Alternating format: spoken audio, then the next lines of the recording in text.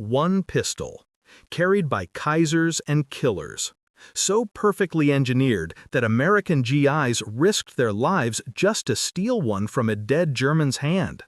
This is the P08 Luger, the most iconic handgun ever created, and the dark masterpiece that defined an empire's brutality. This is the story of how a Swiss engineer created a weapon so elegant, so deadly, that it became the symbol of Nazi Germany, and every Allied soldier's most prized souvenir. The year is 1898. The world is changing. Smokeless powder has revolutionized warfare. Armies everywhere are scrambling to replace their clunky revolvers with something modern, something efficient, something that screams 20th century. Enter Georg Luger, a quiet Austrian working for the German arms company DWM. He's staring at a prototype pistol designed by Hugo Borchardt, a mechanical nightmare that looks like a pregnant scorpion and jams more often than it fires. But Luger sees potential in the chaos. He sees that toggle lock action, those jointed arms that flip backward when fired, cycling the mechanism with surgical precision. Everyone else sees an overcomplicated disaster. Luger sees the future. He strips away Borchardt's nonsense, refines the grip angle, perfects the balance, creates a magazine that sits in the handle instead of awkwardly in front of the trigger. By 1900, he presents his creation to the Swiss Army. They fire 5,000 rounds through a single pistol without a malfunction. The Swiss are so impressed they adopt it immediately. The Pistole Parabellum, Latin for prepare for war, is born. But here's where the story gets dark. Because this elegant Swiss invention is about to become the sidearm of the most murderous regime in human history. The German Navy adopts it in 1904. The German Army follows in 1908, hence the official designation P08. And when German soldiers march into Belgium in 1914, starting the bloodbath of World War I, the Luger is on their hips.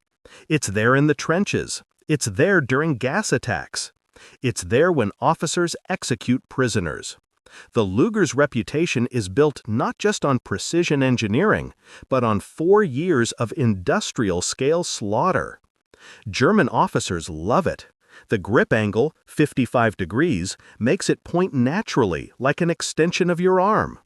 The toggle action cycles so smoothly it feels almost refined, civilized, even as you're putting 9mm rounds through human flesh. The balance is perfect. At 1.9 pounds loaded, it's light enough to draw fast, but heavy enough to control recoil.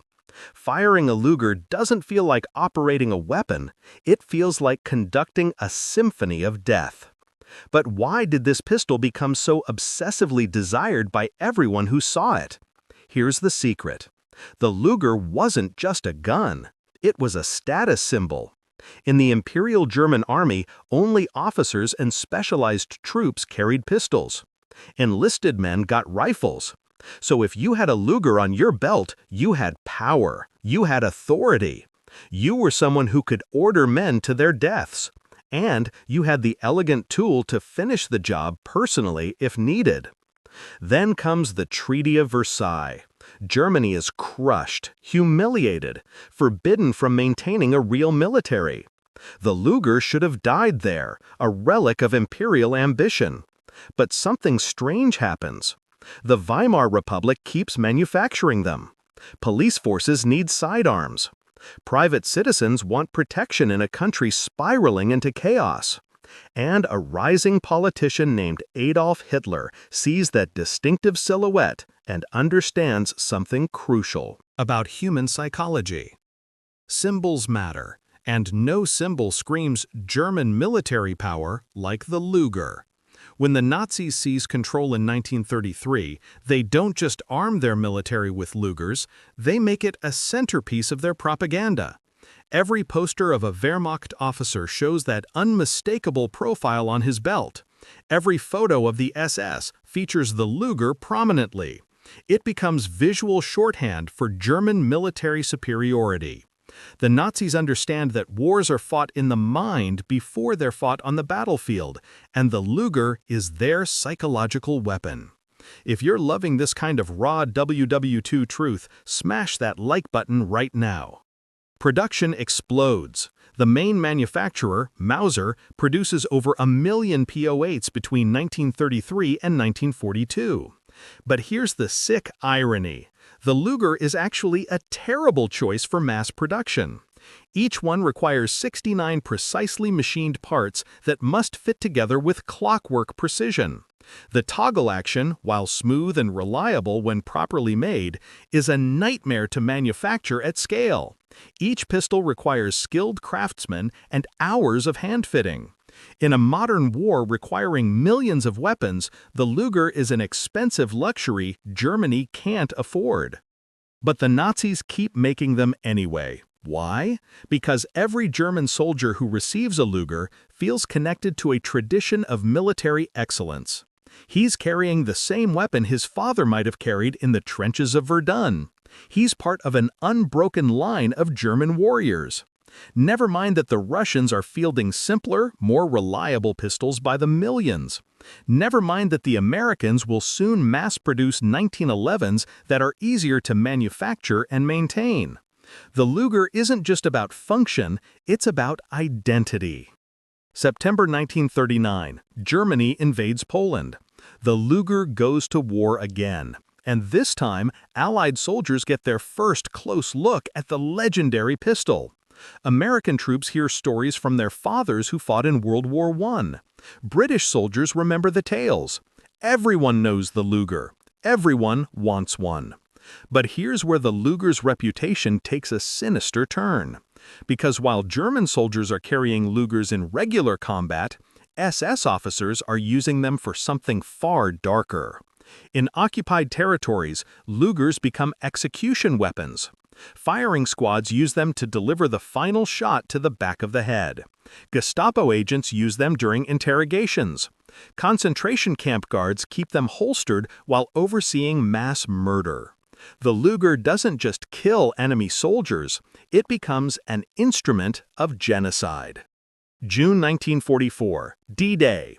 American soldiers storm the beaches of Normandy and discover something unexpected.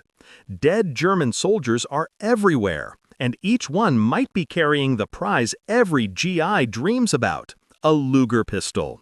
Commanders issue strict orders, no looting until the area is secured. But those orders are ignored constantly.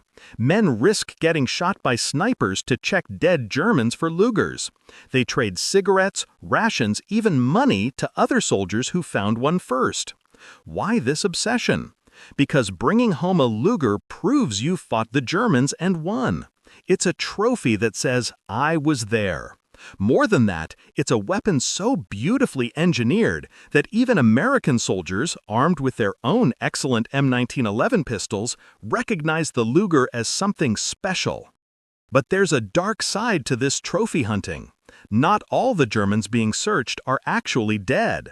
Some are wounded, playing dead, hoping to survive until medics arrive.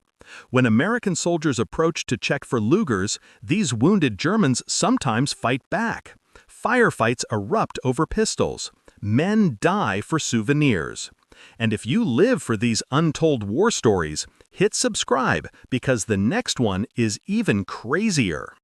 The Luger's mechanical elegance becomes a curse in actual combat conditions. That toggle action, so smooth on the firing range, is vulnerable to mud and dirt. The 9mm Parabellum round it fires, same caliber as many modern pistols, is effective but not devastating. American .45 ACP rounds from the 1911 have more stopping power. Russian Tokarev pistols are simpler and more reliable. But the Luger has that intangible quality that makes it legendary. It's the gun German officers choose when they have a choice. Here's a story that shows the Luger's mystique. May 1945. Berlin is falling. Soviet soldiers are block by block destroying the Third Reich. In his bunker beneath the city, Adolf Hitler prepares to end his life. He could choose any weapon. He could use a rifle, a machine gun, poison, a grenade. But he chooses a Walther PPK, a smaller, more modern pistol that Germany started producing because Lugers were too expensive and complex. The symbolism is perfect. Hitler doesn't use the weapon that symbolized German military glory. He uses the cheaper replacement, the admission that Germany's industrial might couldn't sustain the elegant past. The Luger outlives him, scattered across 1,000 battlefields, waiting in millions of homes as a reminder of what happened. After the war, something fascinating occurs. The Luger doesn't fade away. In fact, its legend grows. Veterans bring them home, and they become family heirlooms. But there's always that shadow. This beautiful mechanism was the sidearm of the Wehrmacht, the SS, the Gestapo. Every Luger has a story, and not all those stories are ones anyone wants to remember. Forensic tests conducted decades later on captured Lugers reveal disturbing truths. Some show rifling marks consistent with execution-style shootings. Some are found to have fired into victims at point-blank range based on residue patterns. These aren't weapons of war, they're instruments of murder. But here's what makes the Luger truly significant in the story of WW2. It represents the Nazi philosophy perfectly: obsession with aesthetics and tradition even when practicality demands otherwise. Germany could have armed every soldier with simpler, cheaper pistols like the Walther P08, which they eventually did. The P38 was easier to make, just as reliable, and more practical for modern warfare. But the Nazis clung to the Luger because it represented something deeper than mere function. It was a link to Imperial Germany, to a time when German military might was unquestioned. Producing Lugers was a declaration that the Third Reich was the rightful heir to German greatness. This same thinking appears throughout Nazi Germany's war effort. They built Tiger tanks that were engineering marvels but required constant maintenance and precious resources. They developed the Me-262 jet fighter when conventional fighters would have been more practical. They pursued wonder weapons and super soldiers when what they needed was pragmatic reliability. The Luger is a microcosm of why Germany lost the war. Brilliant engineering, elegant design, completely impractical for the industrial-scale conflict they started. By 1942, even the Germans admit defeat. Mauser stops Luger production to focus on the simpler P38. But the Luger's image remains so powerful that officers who can hold on to their P08s do so. Some German soldiers carry Lugers they inherited from their fathers who fought in World War I. It's not about having the best weapon, it's about carrying history. Fast forward to today. Original Nazi-marked Lugers sell for thousands of dollars to collectors. Some people are fascinated by the engineering, others are drawn to the historical significance, and some are attracted to the dark mystique. This was the weapon of the Wehrmacht, the SS, the face of fascist Germany. Museums display Lugers with careful context, explaining both the brilliant design and the horrific purposes it served. Because that's the Luger's curse. It's simultaneously a masterpiece of firearms engineering and a symbol of unprecedented evil. Here's the final irony. Georg Luger, the Austrian engineer who perfected this design, dies in 1923, 10 years before the Nazis take power. He never sees his creation become the iconic weapon of the Third Reich.